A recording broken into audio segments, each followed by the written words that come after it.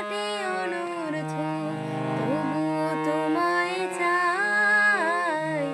হয়তো তোমারই জন্য হয়েছি প্রেমে যে বন্য, জানি তুমি অনন্য আশার হাত বাড়ায়। যদি কখনো একান্তে চেয়েছি তোমায় জানতে, শুরু থেকে শেষ প্রান্তে ছুটে ছুটে গেছি তাই।